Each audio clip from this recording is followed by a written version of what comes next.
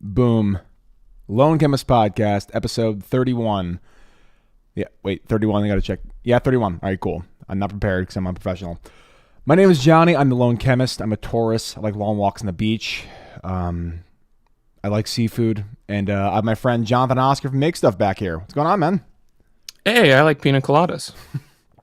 So, Do you getting caught in the rain as well? Or caught, yeah, specifically. Okay, cool. All right, awesome.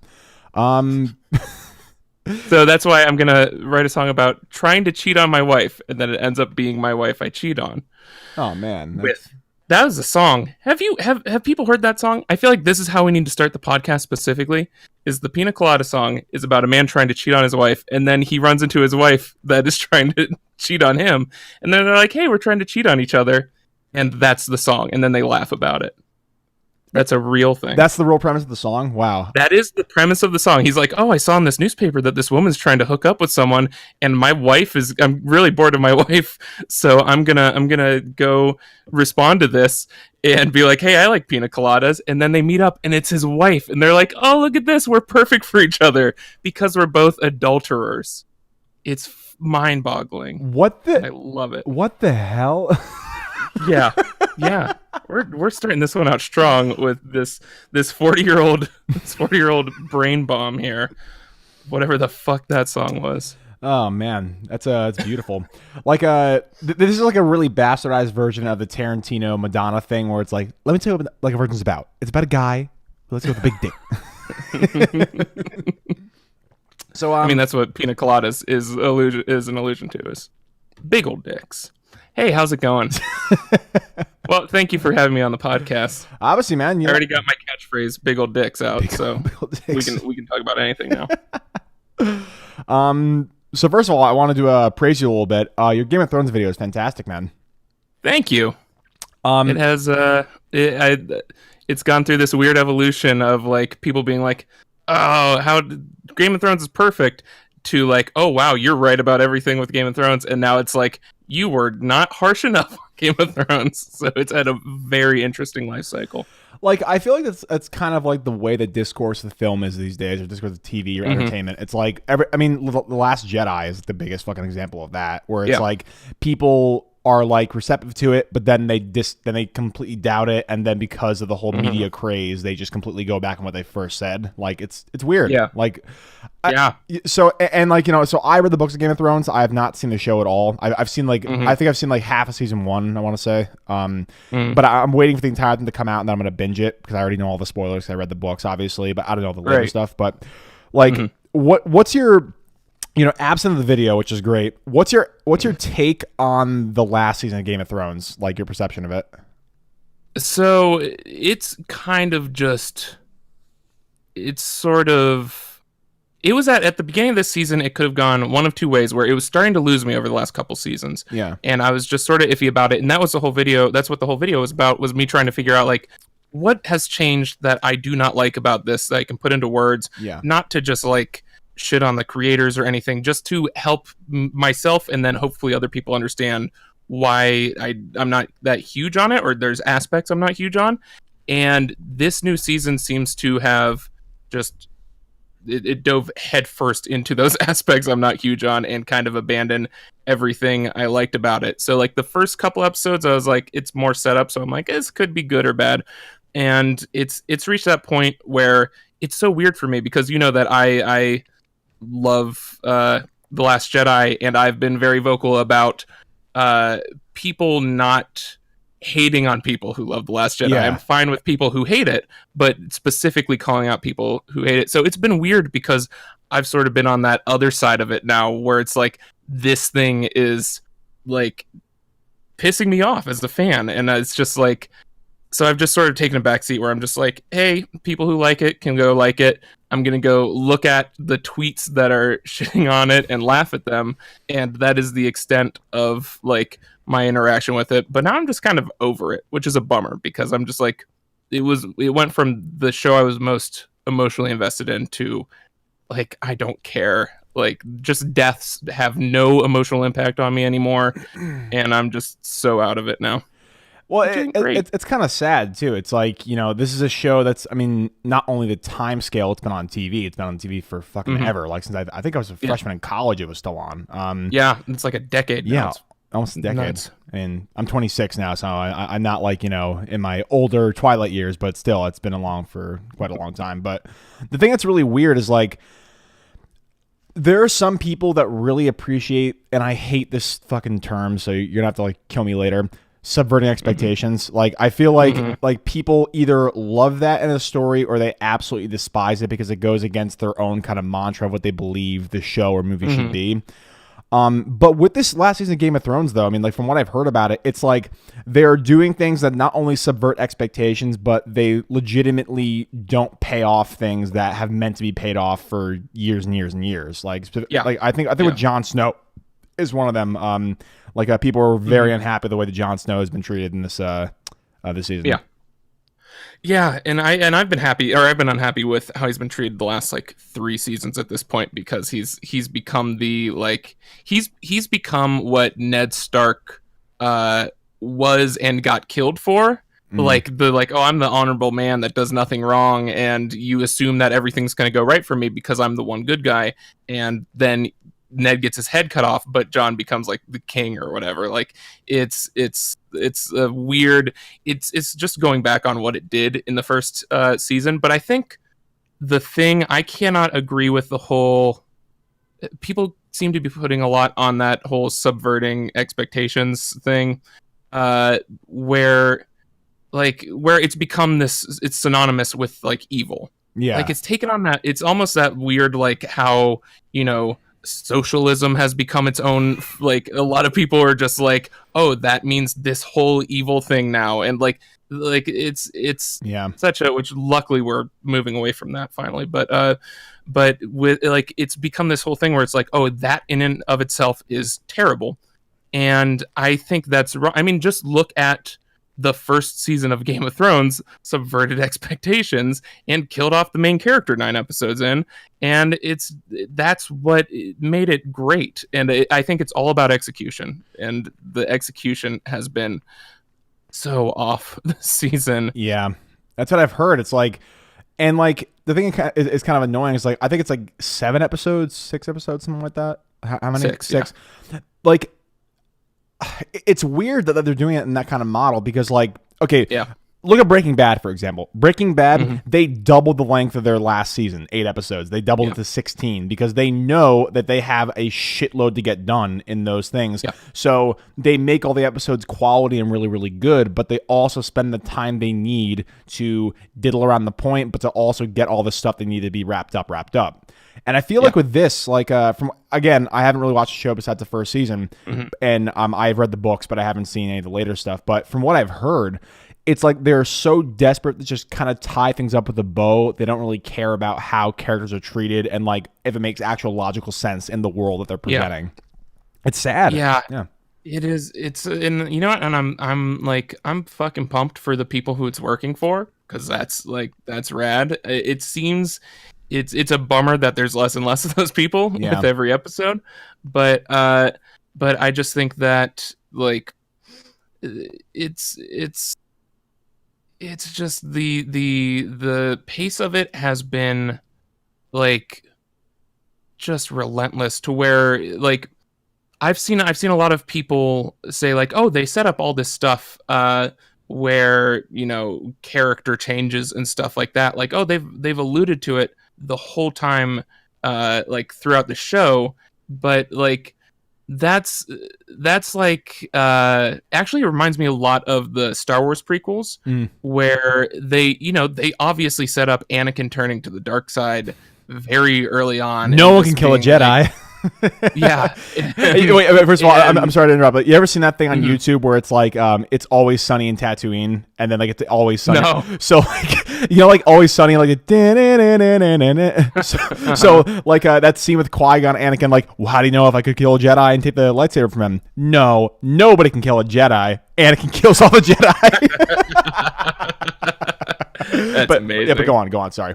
Yeah. So it feels so much like that, where it's like they clearly and I love the prequels for their pure stupidity and fun, but it's one of those things where it's like they're clearly setting up Anakin turning to the dark side, but even when he does it, it feels so abrupt where all of a sudden like he's just like killing kids after it's like he goes within the span of like 30 minutes. He's like best guy in the world. Well, not best guy in the world, but like, oh, I'm worried about my wife, to mass child murderer. And it's like, yeah, I know they set this up, but that doesn't mean it feels correct. Like that is not, you don't need to just throw in some lines that are foreshadowing and then that makes the thing work. Like you need to actually deliver on that execution. And yeah, like you said, it is, they've streamlined this thing so thoroughly that it feels so incredibly rushed, and it feels like nothing is earned. And for me personally, and yeah, it's a bummer. Especially there's one specific character arc that they spent, it's been one of my favorite character arcs throughout the show. And they spent literally the whole show redeeming this character, and then at the last second they're just like, nah, that person's evil again.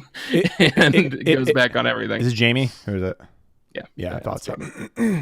Yeah, because like I remember that like in the first season, like he's completely irredeemable as a character, and like they show, and like from what I've heard, and like also from the books, that they kind of hinted this too, not as much like in the show, like as blatantly, but they kind of surmise the idea where like this guy, maybe he's misunderstood. He's not just like a complete bastard that's an incestual weirdo. Yeah.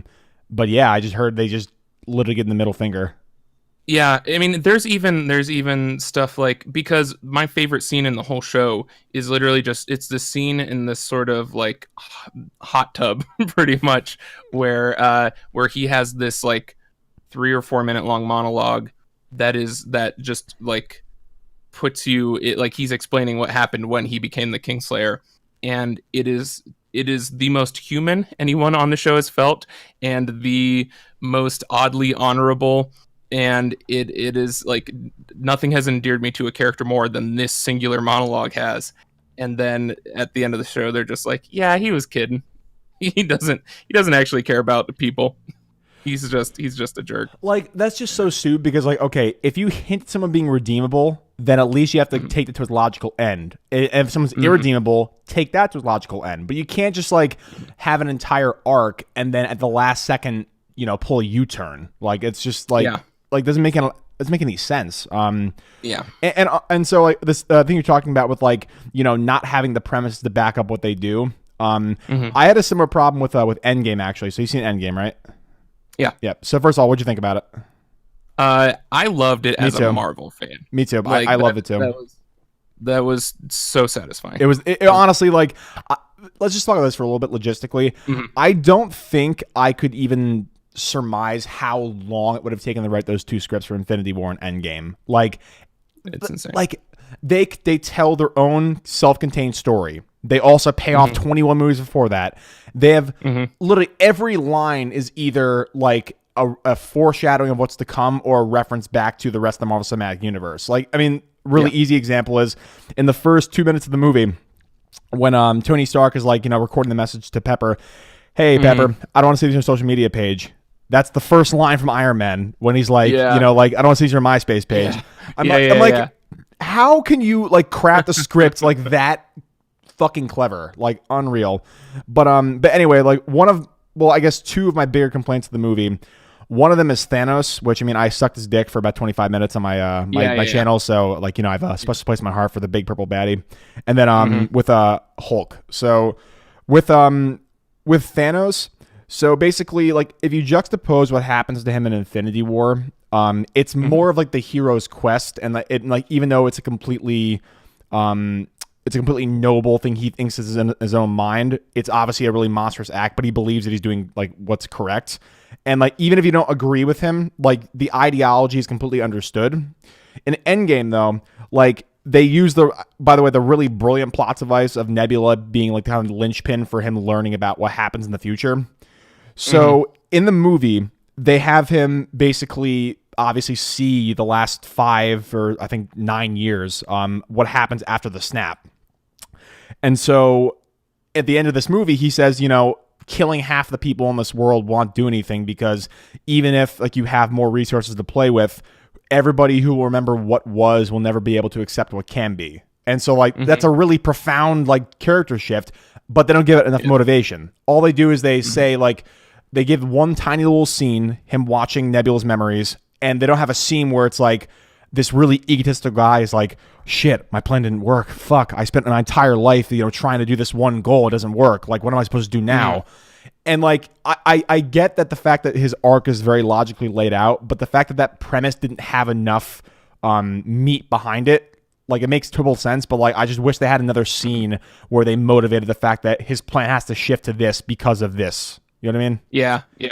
And my other one was not as much of like a writing thing, but Bruce Banner. I just didn't like the fact that we didn't see the reconciliation with Hulk on screen. I get it, 3-hour movie, got a lot to do, but like, and also I don't appreciate the way it was referenced, because basically the Hulk is this character where basically it's this bastardized version of Jekyll and Hyde. Like in his own mind, he's wrestling with himself constantly.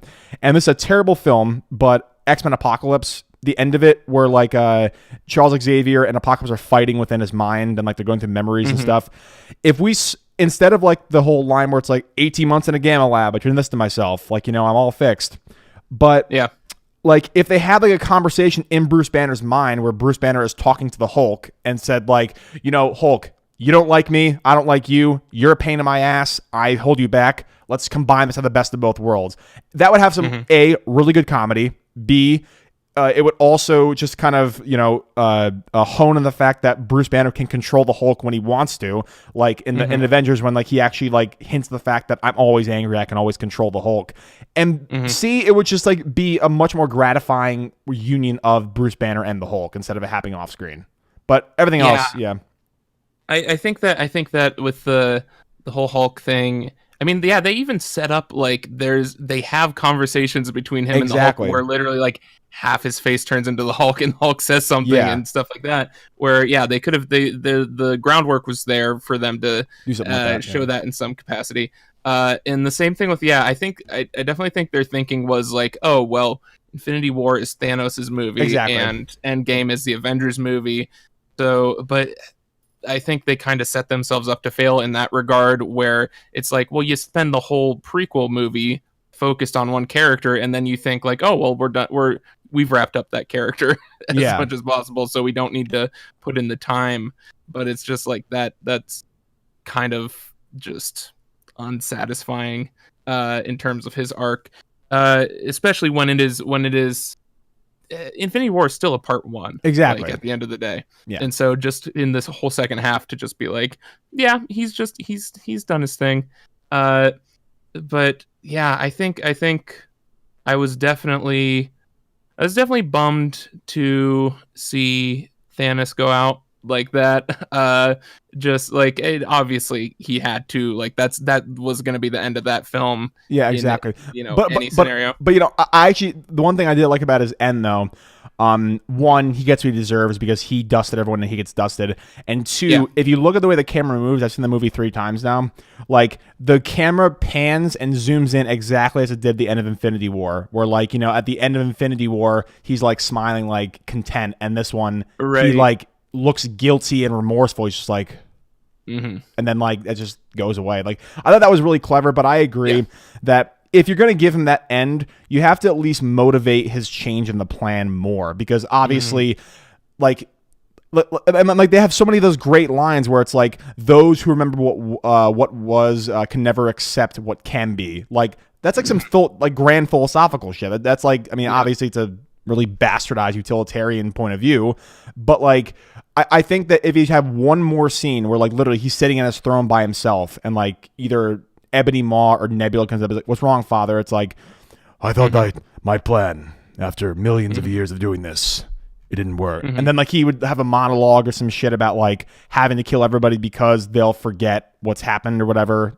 That would have been better, but I mean, again, the movie is great. I'm not saying it's not. No, I do think like that is I was just straight up like tears of joy during that last fight scene in that film of Unreal. just like I did not. I've compared it to like when I was a kid and I saw like Mario 64 for the first time, and in my mind, like, oh, this is the most realistic graphics we'll ever get. Yeah. And like I had that concept in my head of like, this is fucking amazing. And then if like someone went and showed me like Red Dead Redemption 2 or something where they're like, oh no, this is what's possible. And I was just like, what the fuck? I cannot even fathom this right now.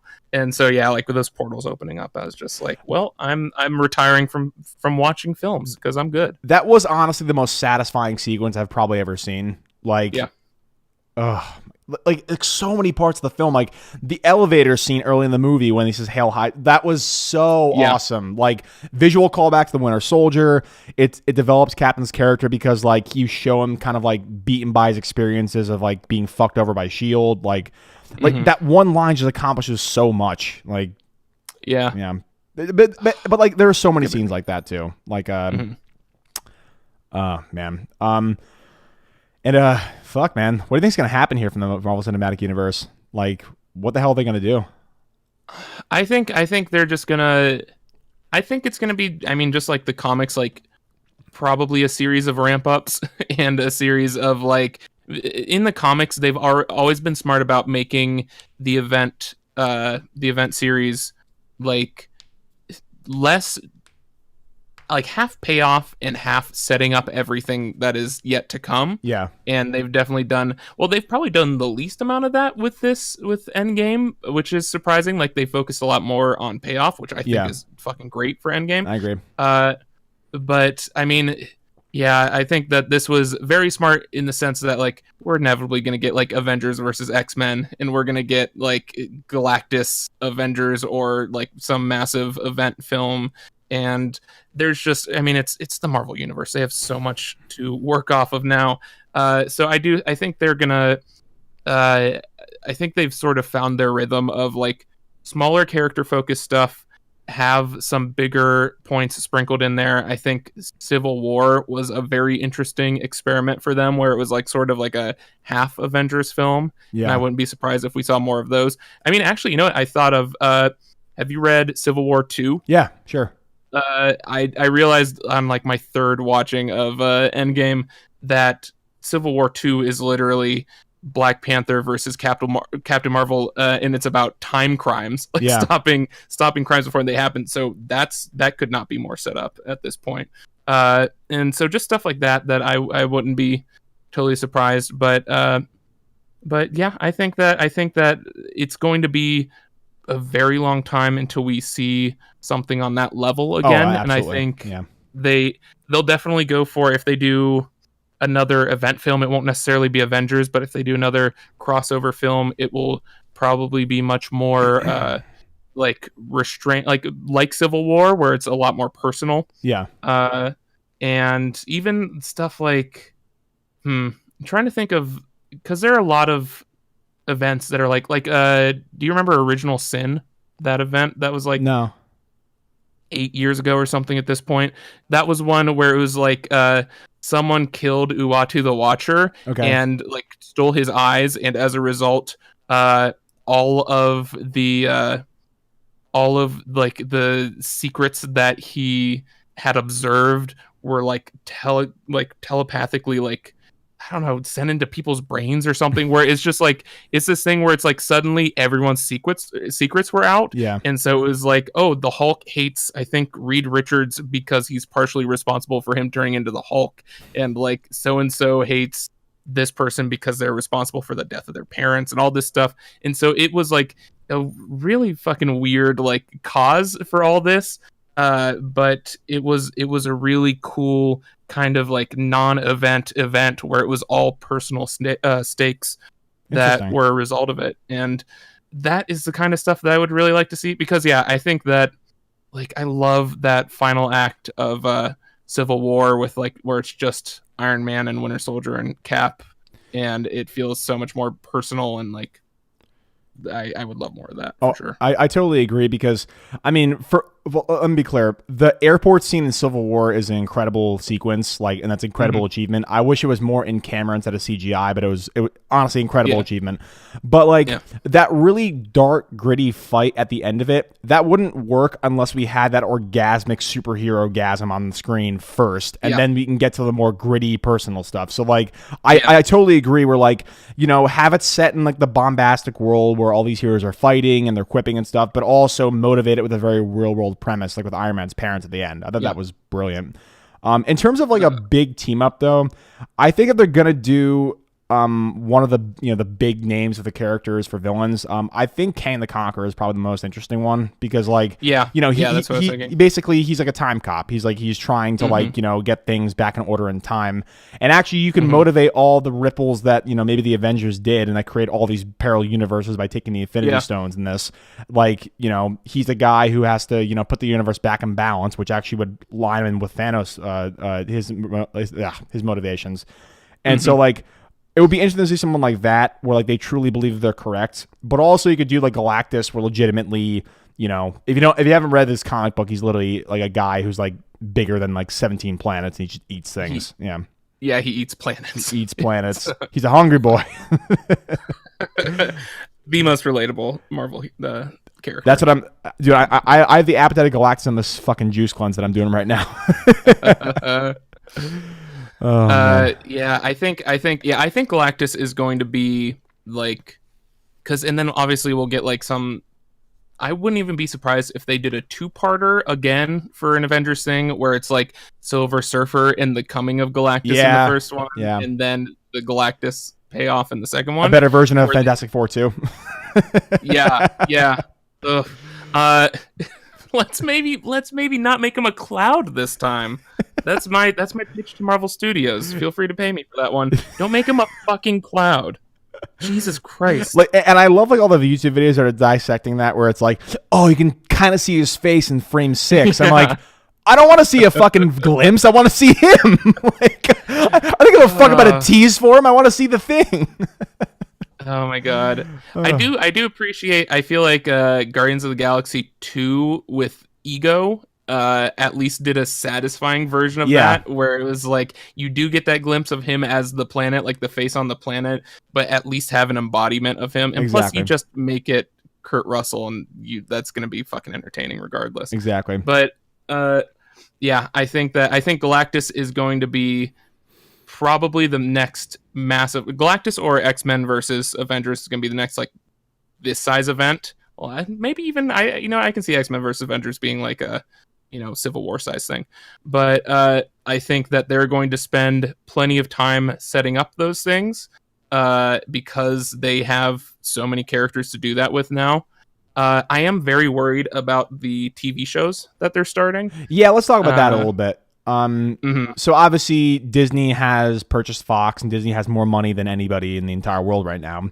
And so basically, to capitalize on their either newfound properties or newfound market share, they're making a bunch of smaller, quote unquote, mini series on Disney Plus. So the ones that are coming out, there's a Loki one, and basically, presumably, that's going to be like the alternate universe one, where essentially Loki got the space stone. So like he's gonna, and also in that universe, I don't think Thor has his hammer. I want to say, right, because that's a different universe, because different time travel. You're right. Sorry. Right. But in that one, it'll be interesting to see what Tom Hiddleston's going to do with the character. But like, I just think like you've already killed him a million times, and I feel like this is just kind of like milking the property as long as you can. It's like like it would be like doing an Iron Man like series, like, ooh, what would happen if he didn't help the Avengers, time travel? Like, it just seems like you already finished with them. Why let it go? Yeah, and I like, what, one of the things I do, like the one series that I'm actually excited for, I think they're doing an animated What If series, where it's just like, the one-off non-canon stories of like, I'm trying to remember any of the what ifs, but I mean, like, that's pretty much what like Spider-Gwen is. Yeah. So it's like, what if Gwen Stacy got bit by the spider instead? And stuff like that is, pretty much Twilight Zone for Marvel, which I'm all about because it doesn't impact the MCU at all. And it's just like fun stuff. But like every time they've tried to do the in canon TV shows, it is so rarely at all, like, it only hurts everything. Yeah, I think. exactly. Like, I mean, even the Netflix stuff was technically in canon, and that had no consequence Yeah. to either of those things. Like, they would reference the mean green guy occasionally Yeah. in like in Luke Cage or whatever. Yeah. But I think the problem with that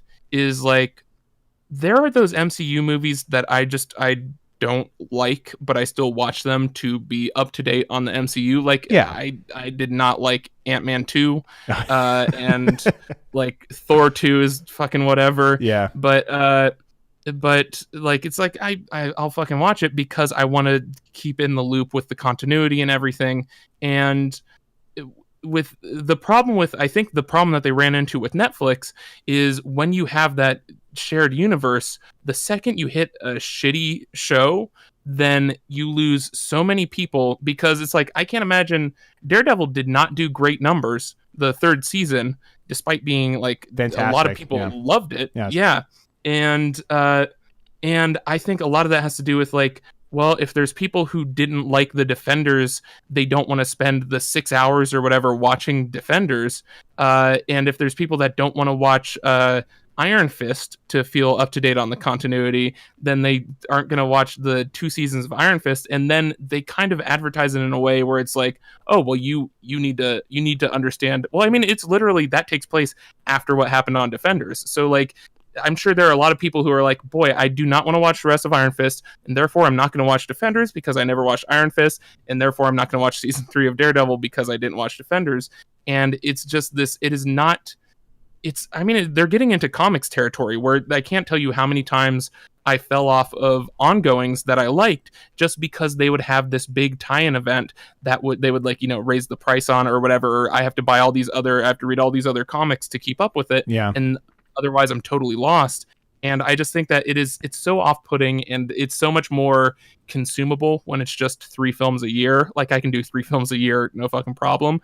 But it's like, if the Sam and Bucky show sucks ass for whatever reason, and I feel like I need to watch that before going to watch the next, like, if they have a Captain America Sam film or something, then, like, I'm just gonna be so much less likely to actually watch that film, because I'm gonna feel like I won't have any idea what's going on, and it just gets so muddy. Yeah. And it's so much time to spend on a thing. Yeah, I totally agree. And I think the problem you're getting at here is, like, how do I put this?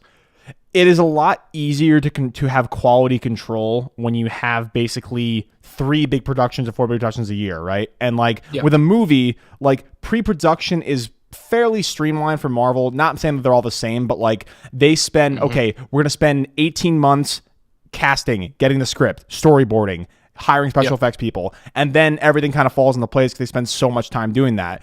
I don't think you can really do that with multiple TV shows going on at the exact same time and have them all be self-contained, but also have them link into the other universes and shit.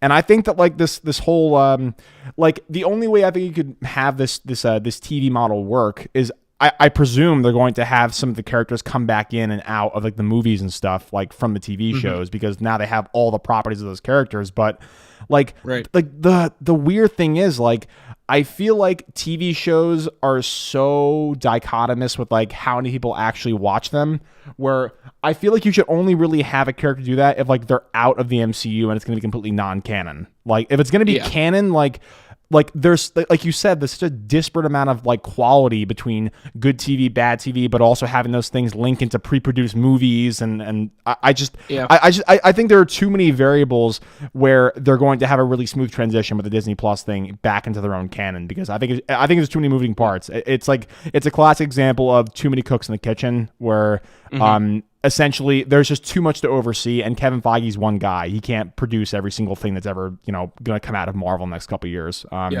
Like, I mean, I'm sure that most of the shows are going to be pretty good, but like, this is kind of like, I guess, personal disenchantment. I don't need to see what would happen if Vision never gave up the Mind Stone. I really don't care. Like, I know, like he dies and he becomes White Vision in the comics. I get that, but, like, his arc's done. Like, it's done. I understand like how they're gonna milk a show where we know that in the proper canon they're all dead or like they're all not where they're supposed to be. Yeah, and they did that. They already did that same bullshit with like Coulson, where it's just like, oh, we're gonna bring him back with magic blood or whatever, but then also never acknowledge him again in the movies unless it's a prequel, and just like. And just to have it feels non-canon and therefore feels unsatisfying, because that was honestly one of the most mind-blowing things about Endgame for me, was seeing Jarvis, the actor from the Agent Carter series, because that is the singular character that started out in the TV shows to make it into the MCU. And it honestly feels on par with those like prelude to Endgame comics or whatever, where it's just like, I don't need to watch this, and it's like, sure, if you're excited and need something to hold you over, but it feels so inconsequential because they're not going to go into a movie with some massive thing that they assume you had to watch the like Agents of S.H.I.E.L.D. for or something. And so it's just like, there's no way it's going to have any actual impact. And also when something I mean MCU's, I think their biggest full-on flop was Inhumans, and that's technically canon, and it's like, I'm sure if they had made an Inhumans film with much more supervision, then it would have turned out so much better. But I personally think that the route they need to go, instead of doing the TV shows, is just doing smaller budget films, and maybe even adding a fourth one, like, because I mean they're virtually adding, like, let's say they're 10 episode series, then they're pretty much adding 5 movies per season. And it's insane. So like, I think like, here's the thing is, some of my favorite comics are ones that they are doing TV shows on, like The Visions by Tom King was an amazing sort of one-off thing with Vision that would be fucking fantastic as a film. They're not doing that with Wanda and Vision. Are they calling it WandaVision? That's what I've heard. Which I mean, that name is fucking terrible. Like, it is. But like, I would love to see. And the thing that's great about about Tom King's Vision series is that it feels like this sort of indie film, this like suburban like thriller in the MCU, and I would love to see that in the I mean, that's what they did with Logan with Fox, was like, oh, what if we do a like sort of smaller genre film? And same with I've been pitching this for years now, but my favorite comic of all time is Matt Fraction's Hawkeye run, and it's so good, and it's just like a 70s action film, and it's so funny and great. And I've been like just tweeting into the void forever, just, hey, let me do a fucking Hawkeye movie. Let me write a Hawkeye movie. I'll do it any fucking day of the week. And because I want that thing to exist, whether or not I do it, I don't give a shit. But that's another thing they're turning into a TV show, and it bums me out, where it's just like, anything they're going to do in a TV show, if it's substantial enough, like the things that could actually affect the MCU and could affect the characters, they can do that in a smaller budget film. And even look at like Shazam had a super small budget, and it's such a weird little thing that I am so happy exists. Me too. And it's just like, Marvel could churn one of those out, no fucking problem. And I mean, and that was the point of like the Vision series, and literally the pitch for Hawkeye, the comic series originally, was what's Hawkeye doing on his days off from the Avengers, specifically so it does not have to interact with continuity in any capacity. And could just be its own thing. And so if they really want to do these like character building things, I mean, and even if they're going to put out these smaller films on their streaming service or something like that, whatever. But yeah, like you said, it's just gonna be fucking impossible to maintain that continuity. Yeah, for sure. And like for a studio that's pride themselves on like, you know, refraining from convoluted narratives for so long, like, I mean, the most convoluted shit is like little tiny plot holes that don't really affect the grand story, and like a recasting here, like here and there. But like when you're doing something that is gonna generate a lot of convolution, like, I don't know. And like maybe it should be like a thing where like it's I think also my apprehension with it is like, am I really gonna watch a fucking Bucky and Falcon show that goes on for 3 or 4 years? Am I really gonna watch that? Like, Yeah. do a 4 episode miniseries where it's like they tell like a smaller story but just stretch it out. Give the characters like, you know, some meat they actually deserve. Don't just churn out random villains that you have to post hoc rationalize later. Like if they did a thing where like, you know, they use the miniseries to not just like, you know, expand on how many villains or cameos they can have, just tell a smaller story and focus in on the character of Falcon and Bucky singularly and as a team, that you could actually translate to the movie continuity pretty easily because you're focusing on their character as opposed to just like adding more shit into the universe. But then again though, that would be okay. But the thing I have a problem with is like multiple universes and parallel universes of Loki and like a universe where like Vision didn't die and like I don't know. It's begging for confusion from the audience, I feel like. Oh yeah, for sure. I mean, look at like DC for years was afraid to have a second Joker in anything, or like those they put that off for so long, and I've already, I don't know. It seems like if there is anything significant that's going to happen in those miniseries, they're going to have to recap it in the films themselves, and it's pretty much going to be the equivalent of that Hulk showing up and he's just perma Hulk now, where it's just going to be like a really quick one-line summary of a major thing, and then for most moviegoers or fans, well, I mean, I'm sure a lot of fans will watch the show, and also we haven't even touched on the fact that you're gonna have to get Disney Plus to watch any of this bullshit, which is a pain in the ass. The subscription model of entertainment, like, god damn it, like I just wish that like you could just pay $25 a month and just get all the shows you want off of different platforms at different studios. Like, god damn it, I hate intellectual property rights.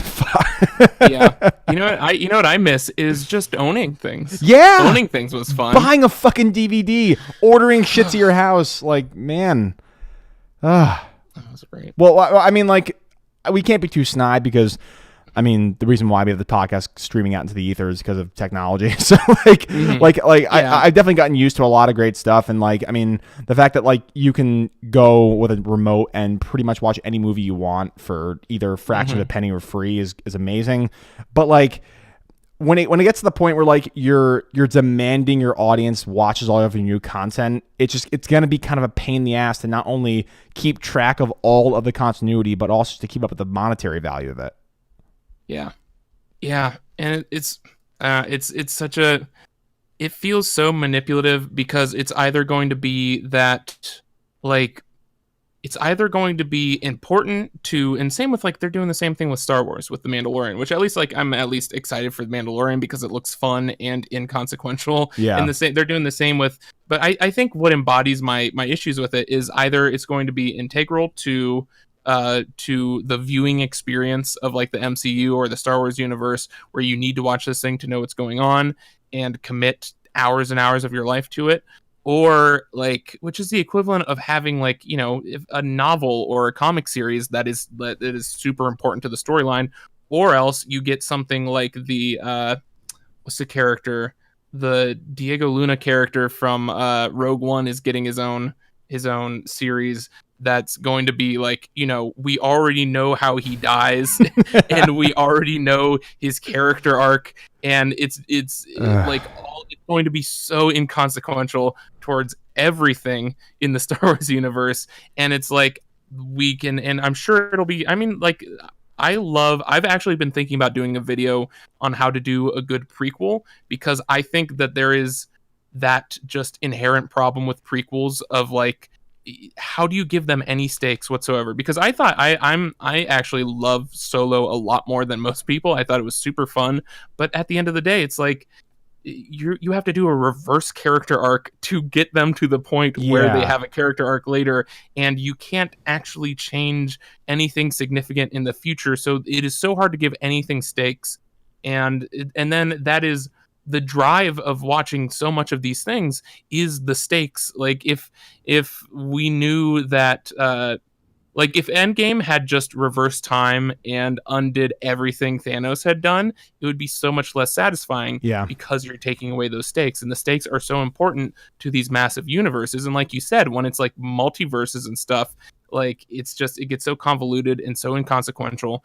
And so just to muddy all that up and to keep relying on it's prequels, not for the sake of fleshing out the universe, but for the sake of having something that generates cash while not affecting the main continuity. I know. And that's been my issue with all of like the Star Wars spinoffs and stuff, is just there's like, I don't need Rogue One in terms of enjoying Star Wars. Like I don't need Solo. They're both enjoyable films, but it's just like it's so unnecessary. Yeah. And I would much rather them do something that's like, I mean, that was what was great about the MCU, is that even with those shitty films, I felt like I was keeping up with the universe, and everything sort of was setting up something else and had some sort of consequence to it.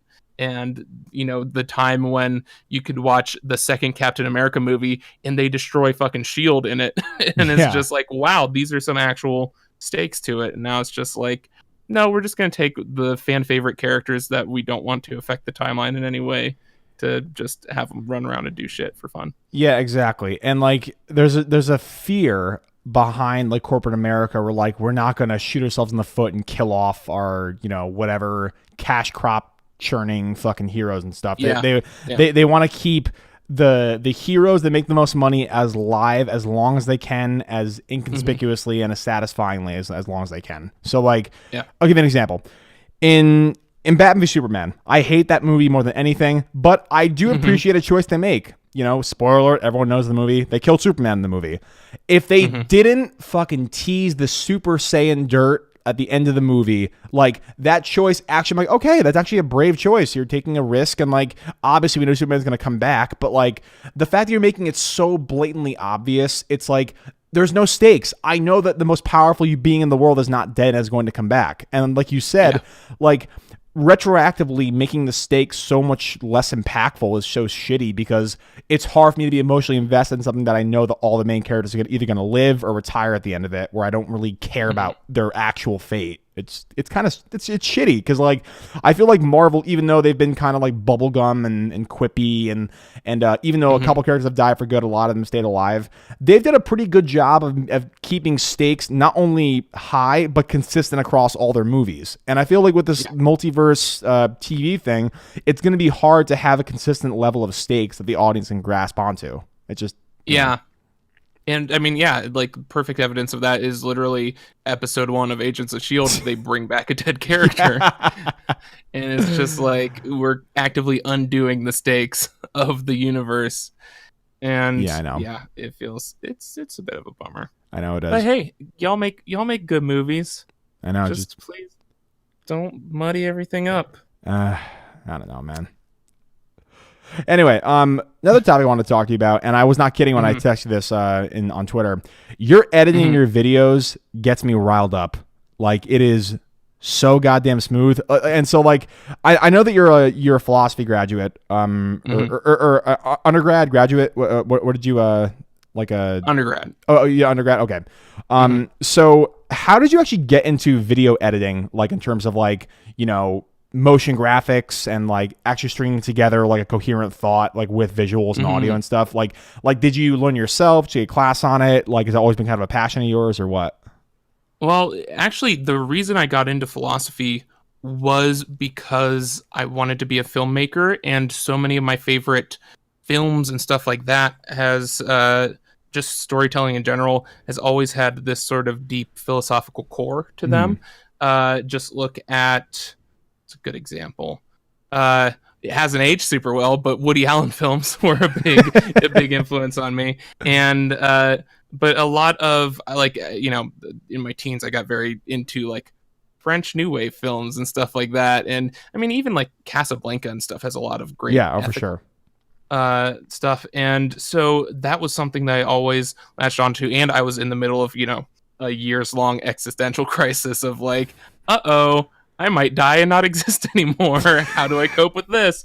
And so that's what pushed me towards philosophy, which, you know, in retrospect, like it's one of those things where I really appreciated my college experience and everything, but like it's all stuff I could have learned online, and it's all it was a great experience. It was not a $50,000 experience in any fucking capacity, and but that was the big thing. And yeah, I did philosophy and English lit, and but that was always like a means to an end for filmmaking for me. And honestly, my only experience with video editing before my first video was just I think I had 2 classes where I had the option of doing a presentation in front of the class or making a video, and I was like, I don't want to fucking talk in front of a class. so I spent so much longer making a video, and I had Final Cut on my computer, and I just sort of like figured it out as I went and learned some lessons from that. But my secret has always been just spend a long ass time on a thing and keep making it better until it's good, and like keep like just cutting away all the shittiness until it's decent. And that comes from my writing, because I've been writing constantly for years, and obviously being a philosophy major and English lit major helped with writing essays, because that's all I fucking did for a good 6 years. But yeah, the big thing for me has always just been like, dive into it, get everything that's in my brain onto a page or onto a screen, and then just write everything that I've got, like let that take its natural course where it starts to become like cohesive and chronological. And then from there, I like turn off my editing brain as much as possible. And then from there, once I have everything out of my brain, start cutting away at it and start just working on it and working on it and working on it until it looks good or it sounds good or whatever. So yeah, that's why the videos take so damn long for me. And it's just a matter of like, I'm always willing, like that's the one thing that like it comes from having very little faith in myself and very little confidence, is this idea of like, oh, so I need to just put in more time and more effort than everyone else, and it'll look like I'm on the same level like of like natural talent of everyone else, but I'm secretly just putting in like double the time, which is, you know, if you can do it, that's a very valid thing to do. But like, I'm friends with have you heard of Polyphonic? Yes, I have, from you. Yeah, the music video essays, and he turns out a video a week, and they're fucking amazing every time, and they're always gorgeous, and I just have no idea how he does it.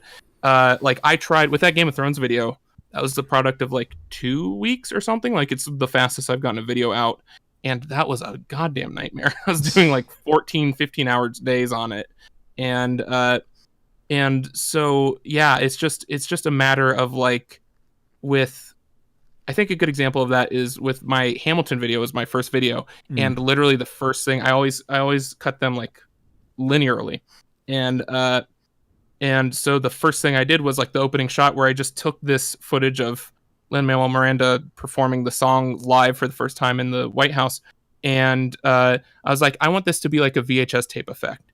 So I just went into it, and I was like this was the first time I ever used After Effects or anything like that. Yeah. And I just started screwing around with all of the effects, and I was like, I was like, in my brain, I know what a VHS looks like. So I was like, oh, I'm gonna add a bit of a blur. That makes sense. Those things are usually blurry. And I eventually figured out like I found this Venetian blind transition that I was like, oh, if I turn this, like just fucking around with the settings, I was like, if I turn it 90 degrees and sort of feather it and make it thin enough, it kind of looks like those scan lines on an old TV. Yeah. And stuff like that, where it's just like, oh, obviously add a VCR font and like a, you know, date and play at the bottom, and just fucking around with that endlessly until it looks cool. and I think just a lot of people don't have the patience for that and or the time for that. But so much of it is just diving into it and just fucking around endlessly until it fucking looks cool. Which is one of the worst ways to do things. It's not efficient. It's not smart. I mean, I'm very stubborn about tutorials. Like tutorials for me are like I will use them as hints at most because, and I don't use presets or anything like that. Like plugins or some shit. Yeah, and so like anytime you see, because there's a lot of moving text and stuff like that. So let's say I have text that like I use a lot of drop shadows and stuff like that. I have text sliding onto the screen, which is something that happens a million times in my videos. Yeah. Then my process is I type in that text, I make it the font I want it to, the size I want it to, I add the drop shadow, I affect the, I change the distance and the opacity and everything of the drop shadow. And then I will set the like starting point of that animation off screen, then go like 10 or 20 frames and set the end, the, what's that called? Keyframe. Yeah. The end keyframe for that animation in the middle of the screen or wherever. And then like I will go in, the big thing is fucking around with the velocity of the movement. I will go in and change how like the consistency of the speed. See, ease in and ease out, that kind of stuff. Yeah, exactly. But here's the thing is there's ease in, ease out, which are like the settings, which I use a lot if I'm just doing like a consistent like zoom out or zoom in or something. But if you want a really snappy motion, you can actually click on the keyframes and like, because ease in and ease out are usually around like 33% in and out in terms of velocity, but you can actually go in and change the actual velocity numbers. And so just fucking around with that endlessly. And it usually takes, it might, like if I'm working quickly, it might take like 3 to 5 minutes to do that like whole animation, and that is that results in 10 frames of like a finished video, and that's on top of like just fucking around with like, that's on top of the research and the writing and grabbing all the clips and recording the voiceover and editing the voiceover and all these things. And so it like when I'm just in full on editing mode and I have all that stuff, all that prep done, it takes me probably about 5 hours on average to do a minute of edited footage. And it is just, like I said, that really is my trick, is just putting in more effort than anyone else is sane enough to put into a thing, and like just accept like the standard I've set for myself, to where if I do anything less than that, then I feel like a fucking fraud, or like I'm not doing the level that I've established. And so it's all, and I think also it helps that like I've always been obsessed with like aesthetics and like even interior design, and I wanted to be an artist for a long time growing up, never was especially good at it, but just like very obsessed with color coordination and like all these, like I'm a very visual thinker. And so that is something that like I think that's the part where instinct plays into it the most, is just knowing like, oh, these colors look fucking cool, and just rolling with that. But yeah, it's just a bunch of diving in and trial and error and fucking around endlessly. So that's my hot tip. Yeah, for sure. And like, I'm like you a little bit, where like I spend a lot of time in my scripts. I mean, like I spent almost 3 weeks writing my Birdman one, and like it's been done for a while, but like, it's been hard to just like put in time to edit. I mean, like I just want to, I honestly want to skip work for 2 days and get the fucking thing done and get it out. But unfortunately, I'm a chemist. And my life sucks. But anyway, the thing I have a problem with in my videos is like, let's say I keyframe something off screen. Like so I use Final Cut, and like I haven't really dove into After Effects or motion too much, which I started doing a little bit with some of like my backgrounds and textures and stuff, but like just having like snappy entrances has been something that like I think looks so fucking good in 60 frames per second, but like it's just it's such a pain in the ass to fucking do that. So yeah, you might have to give me some tutorials on that shit, because I know you're gonna get tutorials, but you might have to teach me a thing or two. Oh yeah. Well, that's the thing. That is why I use, because I think that might be the biggest factor with like my stuff versus everyone else's, is so many people largely use Final Cut or Premiere, and then they'll dip into After Effects for specific effects that they need. But largely, if you watch 95% of video essays, it's footage on like audio, text, cutting, yeah. And they'll overlay text on top of it, and there's very little animation or anything like that, because it's incredibly fucking hard to do that stuff in Final Cut. And so that's why I got into After Effects. I literally just Googled like what is the most in-depth editing software, and so After Effects, I do pretty much the entirety of the whole video in After Effects. Really? And then I'll do like 3-minute chunks, and to the point where it just does not want to render anymore, because that's the big thing with After Effects, is you have to wait for everything to render, and playback is fucking awful. So that's also a lot of my time, is just waiting for something to render so I can watch back what I just did. And then so when you actually render it and you get the entire clip like the way you want it for like 2 or 3 minutes, then do you stitch together in Premiere, or you stitch together in Final Cut Pro? I used to do Final Cut Pro, but I'm moving over to Premiere just because I don't know. I'm still sort of torn between the two. Premiere, I like the integrated stuff, and it reads things a bit better. And also like just general. Oh, that's a big thing, is like having the Adobe Media Encoder that I can use with those and stuff like that. And so just a lot of it is for exporting purposes and the presets and stuff. But and I like the audio. I like the audio editing better in Premiere, and that's what I mostly use Premiere for. Is I'll throw those 3-minute chunks of the video chronologically into there, and then I will that's where I do all the audio tweaking, and that's where I do like I add all the music to it. And so that's pretty much what Premiere has become for me, is just an audio tweaker and just throw everything together. And that's the only thing that's putting it ahead of Final Cut for me at this point. But yeah, it's just, and then I still do all my recording in GarageBand, because that thing is fucking easy to use. And that's what I love about Final Cut also, is that it's so much more intuitive, and I still don't know how the fuck to use Premiere at all decently. Yeah. But that was a big thing with After Effects, was I took the time. My first video took like 4 months of just editing that Hamilton video. Part of it was because it was a fucking 30-minute thoroughly like animated and produced video, and so it would probably still take me a good 2 or 3 months to do it.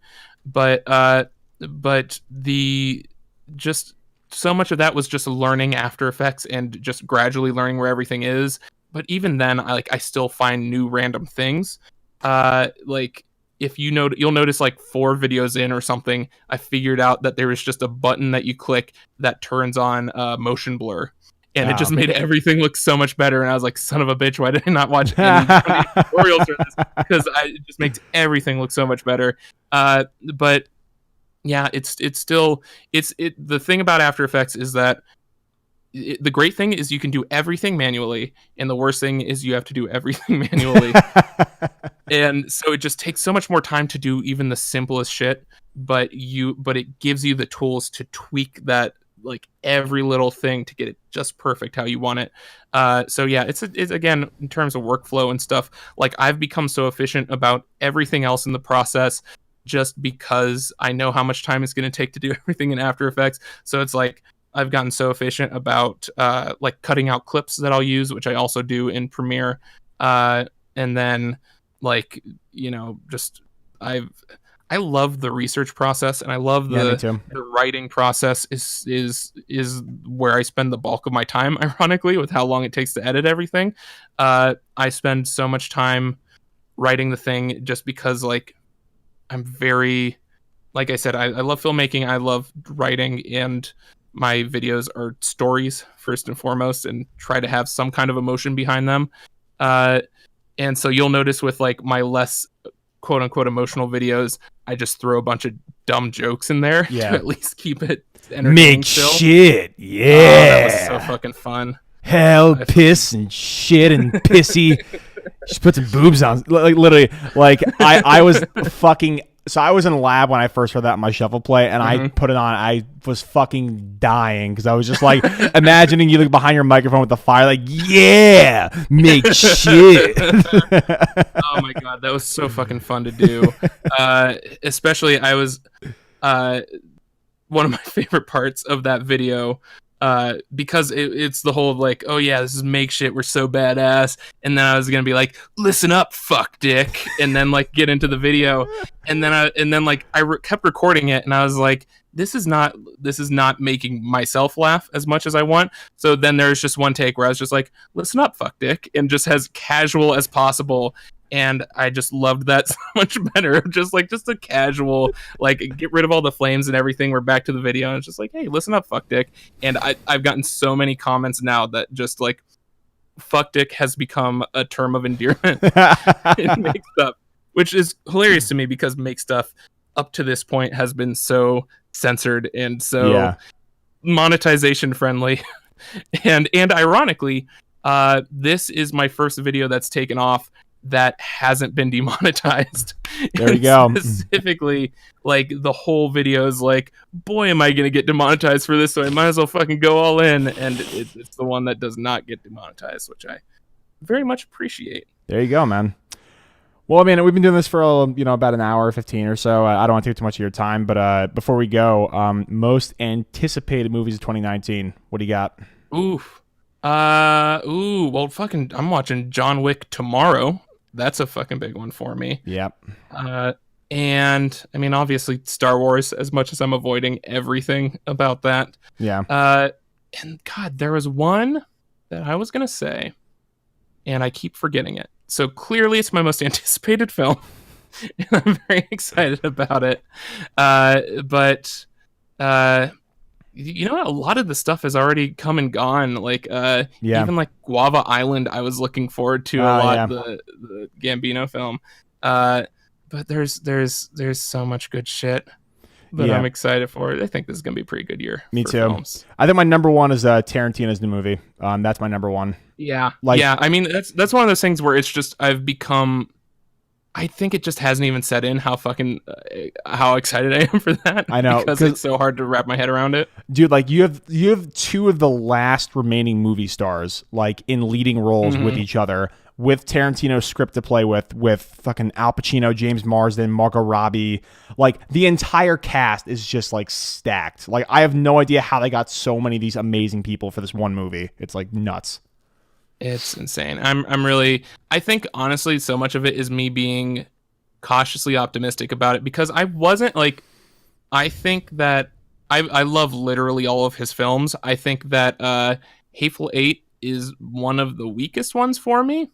It's different. It's different for sure. Yeah, I think just in terms of emotional reaction and surprise and stuff like that, like I think it is one of his tightest scripts and one of his most visually impressive films. But just in terms of like, Inglourious Bastards is just one of the very few films I call perfect. Yeah, like I wouldn't change a goddamn thing about it. Yeah, and it's so fun. And that was at a point where everyone was like, oh, he just did Death Proof, and he's like. His Twilight star years, is falling, and then he's just like, nah, I just came out with the best fucking film of the goddamn decade. And so he's one of those people where it's just like I refuse to underestimate him, and I've just been like trying not to think about it because either I'm gonna get so hyped for it or just like terrified for it. Yeah, exactly. So yeah, but incredibly pumped for that one. Yeah, no, it's gonna be awesome. I also want to see that new Rian Johnson movie because like I feel like Rian Johnson has been kind of like given the shaft because of The Last Jedi. I mean, like me, I'm not the biggest fan of The Last Jedi, but there are some things I really like about it. And I feel like Rian Johnson as director is so fucking talented that like people forget the fact that he made Looper and Brick. And like, and the two best episodes of Breaking Bad in the entire series, in my opinion.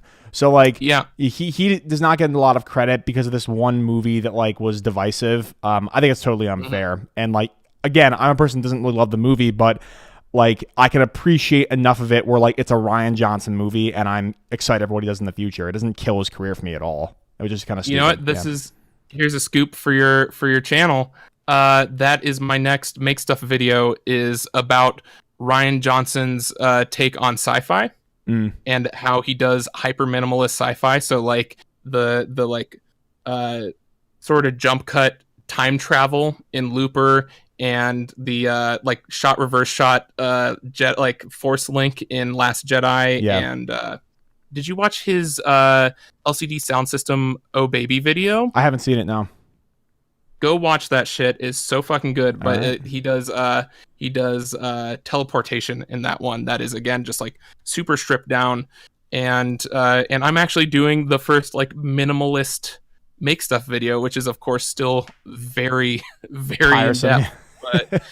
But I mean, that's what I thought the This is America video was. I was like, oh, it's just gonna be black and white and very harsh cuts and stuff, and that ended up being like double the work of yeah, for sure, because I had to cut everything in half and reverse the colors on everything. But yeah, so that's going to be the next Make Stuff video, is just talking about Ryan Johnson as a general filmmaker again, which no one has fucking done since Last Jedi came out. Yeah, exactly. Because people forgot he made other shit that was fucking amazing. Yeah, exactly. He's someone who needs to be appreciated more, even if people don't like this one movie. But yeah.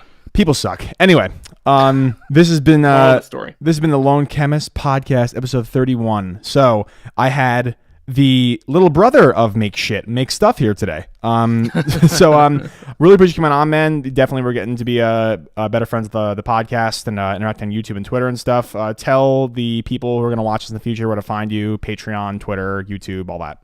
Yeah. So Twitter is at Jonathan Oscar, JohnAthonOscar. And Make Stuff is just youtube.com/MakeStuffStudios. And Patreon is, I've been putting so much time into that. Actually, there's a Patreon exclusive podcast I do, which I have to get you on for. Sure. I always feel bad about inviting people onto that because it's like behind a paywall, but also it's just an excuse for me to just like hang out with people for an hour. Yeah, sure. So I don't feel that bad about it. But yeah, patreon.com/MakeStuffStudios also.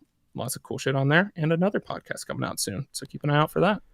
All right, man. Well, yeah, we will definitely get you back on again soon. But until next time, Lone Chemist Podcast 31. Peace out.